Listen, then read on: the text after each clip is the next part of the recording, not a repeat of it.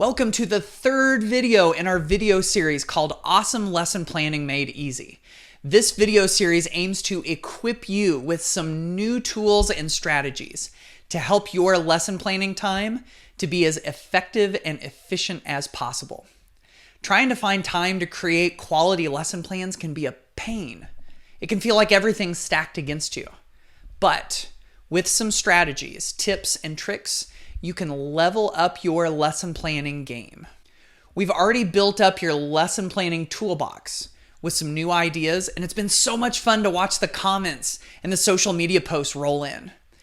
In the first video, one quick protocol to get your lesson plans organized, we talked about using icons, abbreviations, and color coding to organize your lessons. It can save you time and give you valuable data to inform your lessons for the next week or even the next year. In the second video, 4 frameworks to level up your lesson planning, I shared some of the essential tools for building quality lessons. And these fundamentals can improve the quality of your content of your lessons.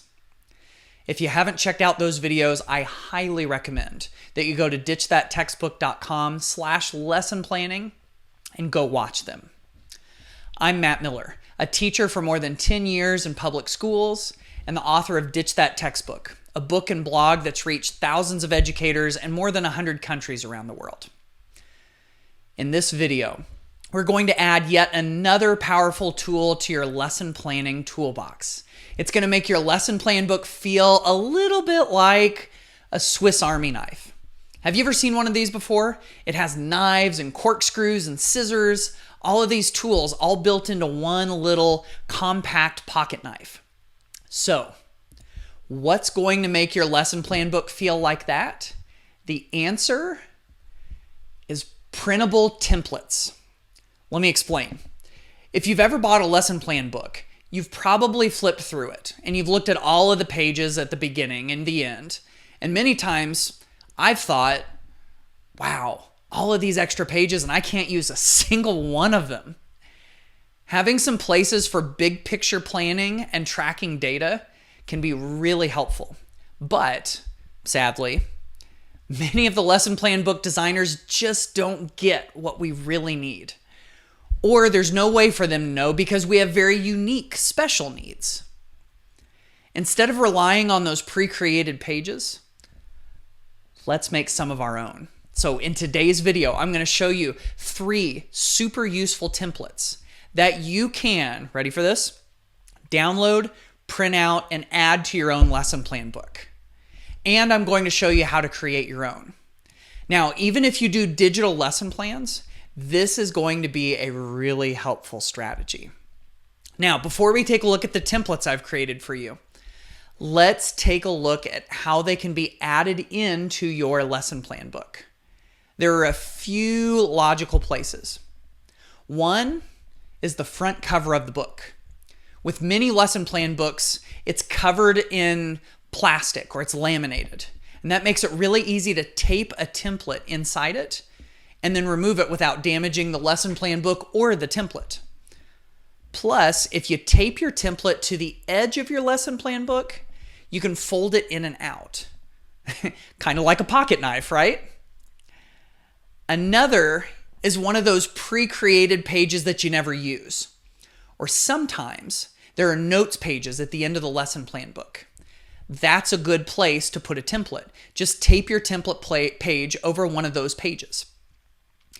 A third option is to tape it to the edge of your weekly lesson plan pages. You know, those weekly ones, the ones that you go through every week.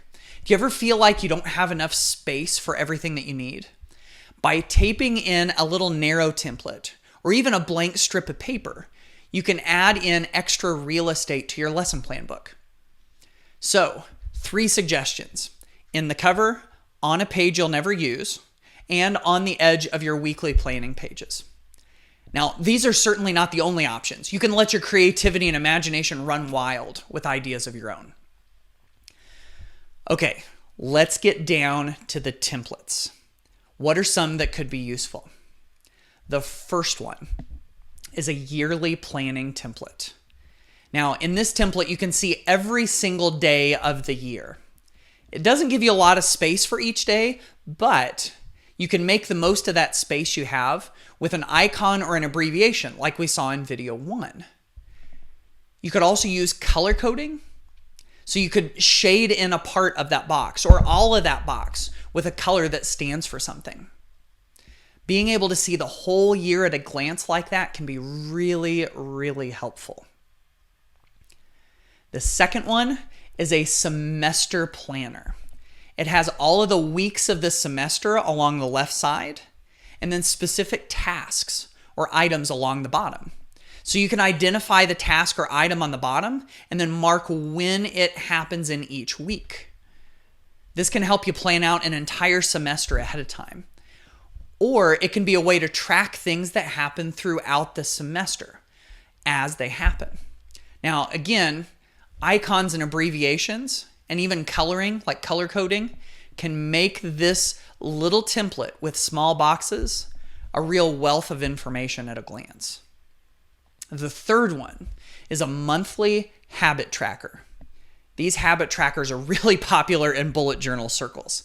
And this one works a lot like the semester planner. It has the days of the month along the left, and then spaces for your habits along the bottom. You can use it for things you want to keep track of in the classroom, or you can even use it for personal things like your morning habits, your exercise, your nutrition. If you want to keep track of like the number of cups of coffee that you consume in a month, anything, the sky's the limit. Just check them off. So, if you love one or all of these templates, the yearly planning template, the semester planning template, the monthly habit tracker, you can get all of them for free. Just go to ditchthattextbook.com/lesson planning to find a place to download and print all of them. You can cut them down to size if you need to, tape them into your lesson planner if you want, and of course, feel free to share them with others if you want to. Now, if these templates don't quite fit your needs, don't worry. It's really, really easy to create your own templates. They don't have to be fancy or pretty or Pinterest worthy. If they have spaces for the information that you need and they help you stay organized, then they're going to do the job. I created these 3 templates, which you will notice are not flashy and pretty and fancy, on Google Slides. Yep, Google Slides.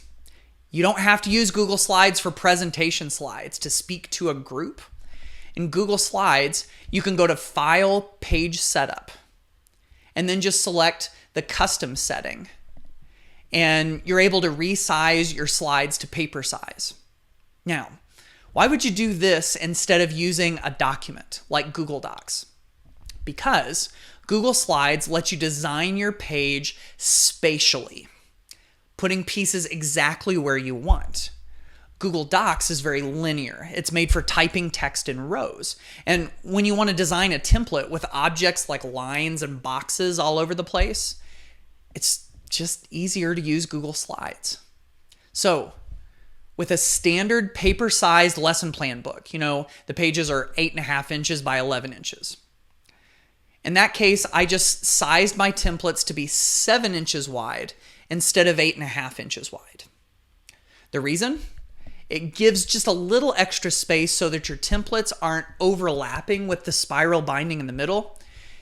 I mean, you can make yours whatever size suits you best, but I just found that 7 inches was large enough that it isn't too bulky to be taped in. And when you're finished, you just print your template and you're set. And of course, if you're into digital lesson planning, creating using these templates digitally is really easy too. All you've got to do is just copy those files. A lot of times just file, make a copy, and then you can get more and more copies. Or if you're using Google Slides, you just take that slide and then you just duplicate the slide. So, think about it. With some strategies, tips, tricks, and ideas, lesson planning doesn't have to be a frustrating process. We can level up our lesson planning game just little by little and then look at the results. And we can see what our lessons are made of in a glance. They can give us some valuable data that can guide our lesson planning, for today and tomorrow and even into the future. We can make creating next year's plans even easier with more organization. You can customize your lesson plan book so that it serves you and not the other way around. Plus, the content of our lessons can improve. When we use some of those frameworks for creating quality lessons, our lesson plan organization isn't the only thing that improves. It's the quality of our lessons and the content as well. These are the kinds of changes that make our lives easier and help our students learn better. And they really don't have to take that much time to implement. Now, all of this may sound great to you, and you may be ready to take the next step, to stepping up your lesson planning game. Now, if you could use a little extra support to make this happen, to make the transition as smooth and as easy as possible and save you some time, I have something that's going to help you. I'll give you all of the details in the next video, but you have to watch that next video to take advantage. It's something I know you're going to be excited about, and it's time sensitive. So don't put off watching this next video. Put it on your calendar, set a reminder on your phone, tie a string around your finger if you have to. You won't want to miss it. And now it's your turn. Which of these templates is most useful? How could you use them? And if you created a template, what would it have in it? And if you've created one yourself, tell us about it. Please leave a comment below. I'm looking forward to the conversation and seeing you in the next video.